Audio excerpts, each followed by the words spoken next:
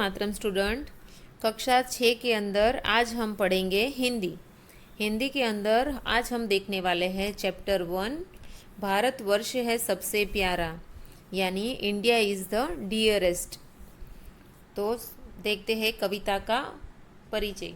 कविता का परिचय है, कविता में भारत की महिमा बताते हुए इसे सब देशों से न्यारा कहा गया है। यानी कविता का परिचय बताया गया है कि कविता किसके बारे में है। तो इसके बारे में ये बताया गया है कि कविता के अंदर भारत देश है वो सब देशों से न्यारा है, यानी सबसे अलग है, सबसे बेस्ट है, ऐसा दिखाया गया है। ये है कविता का परिचय। और दूसरा है कविता का उद्देश्य, यानी ये कविता का एम उद्देश्य क्या है।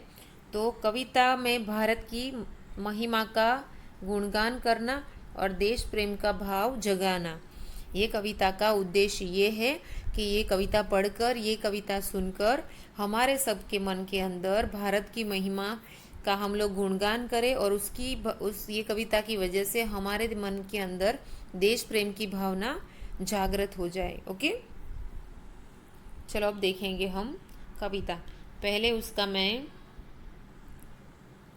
पहले ये कविता का मैं गान करूँगी, उसके बाद हम उसका मतलब समझेंगे। ओके, भारतवर्ष है सबसे प्यारा, सब देशों से बढ़कर न्यारा, सुंदर मुकुट हिमालय इसका, सागर चरण पखारे, गंगा यमुना पावन नदिया, बहते जिनके जल के धारे, भांति भांति के अन्न फूल फल, औषधिया और रत्न जवाहर, श्रम करते दिन रात खेतीहर, हर्षित होते धान उगाकर, भारत माता हम तेरे सुत, सदा तेरा गुणगान करे, पालन करती हो हम सबका, सदा तुम्हारा मान करे।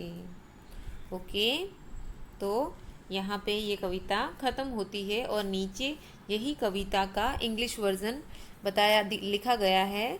तो अगर आप चाहो तो इसको पढ़ सकते हो। ओके, चलो अब कविता को हम देखेंगे लाइन टू लाइन।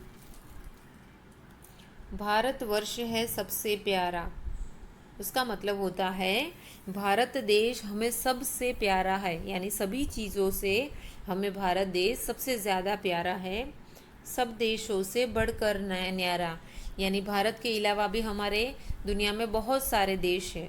ओके, वो सारे देश के अंदर सबसे न्यारा यानी सबसे अच्छा किसे कहा गया है? भारत देश को कहा गया है। सुंदर मुकुट हिमालय इसका, यानी भारत का जो हिमालय पर्वत है वो उसके मुकुट के समान है। सागर चरण पखारे, यानी सागर है, सागर जो दरिया है, दरिया का जो पानी है वो उसके पर चरण पखारते रहते हैं, यानी ये हमारे भारत देश के चरणों को धोते रहते हैं। चरण पखारना यानी पैर को धोना। गंगा यमुना पावन नदियाँ, यानी हमारे देश के अंदर गंगा और यमुना जैसी पावन नदियाँ है, पवित्र नदियाँ है। बहते जिनके जल के धारे, यानी उनके जो जल की धाराएं हैं वो हमेशा बहती रहती है। ये पावन पवित्र नदियाँ हैं, उनकी जो जल की पानी की धाराएं है वो हमेशा बहती रहती है। भांति भांति के अन्न फूल फल, यानी हमारे देश के अंदर भांति भांति का मतलब होता है अलग अलग तरह के अन्न है, यानी अनाज है, तरह तरह के फूल है और हमारे देश के अंदर तरह तरह के फल भी होते हैं। औषधियाँ और रत्न जवाहर, यानी अलग अलग तरह की हमारे देश में औषधियाँ भी है और रत्न यानी डायमंड और जवाहर यानी ज्वेलरी, यानी डायमंड और ज्वेलरी भी हमारे देश के अंदर डिफरेंट डिफरेंट टाइप की है।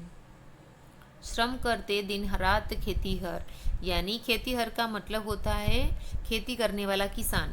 तो हमारे देश के अंदर देश के किसान दिन रात खेती करते रहते हैं। ओके,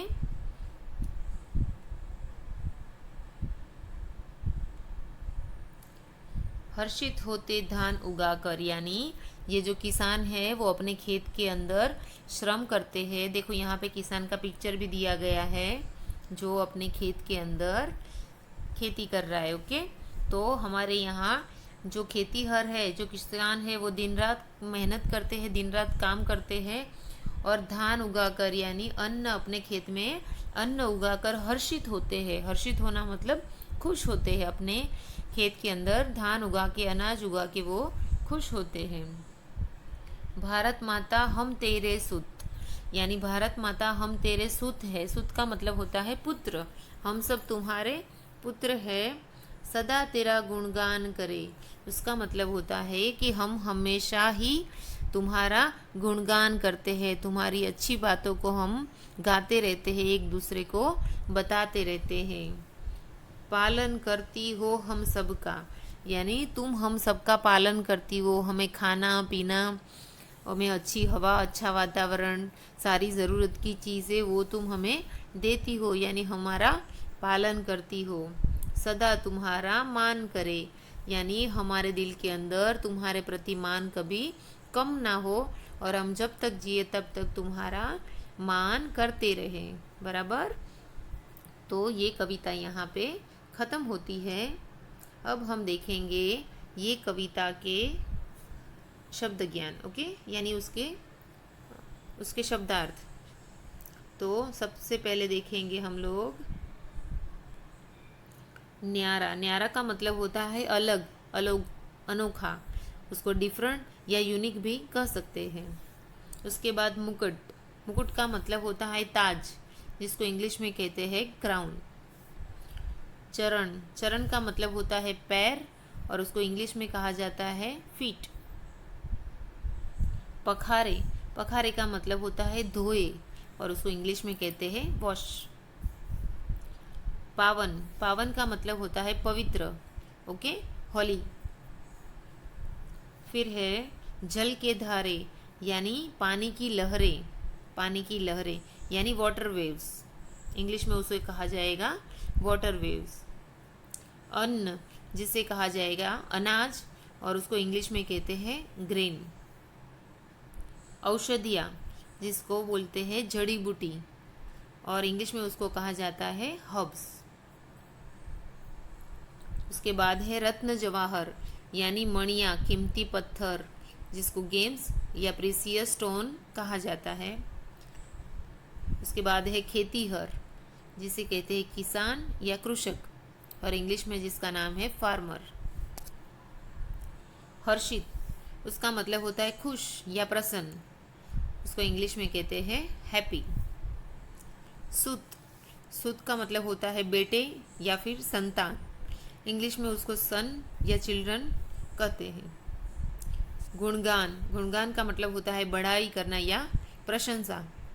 ओके, इंग्लिश में उसका नाम है प्राइस। मान, उसको कहते हैं इज्जत या फिर आदर और इंग्लिश में उसको कहते हैं रिस्पेक्ट। ओके, अब देखेंगे हम शब्द ज्ञान के अंदर समानार्थी शब्द। सागर, जिसे कहा जाएगा समुद्र या फिर जलधि। फूल, जिसको दूसरा समान अर्थ उसका दूसरा बनेगा सुमन या कुसुम। फिर है चरण, जिसको कहेंगे पाँव या फिर पग। सूत, जिसका समानार्थी शब्द है पुत्र या बेटा। गंगा, जिसका समानार्थी शब्द है देव नदी या सुरसरी। गंगा नदी को देव नदी भी कहते हैं और सुरसरी भी कहते हैं। मान, यानी सम्मान या आदर। ये सब है एक दूसरे के समानार्थी शब्द। ओके, तो आज के दिन हम सिर्फ इतना ही देखेंगे।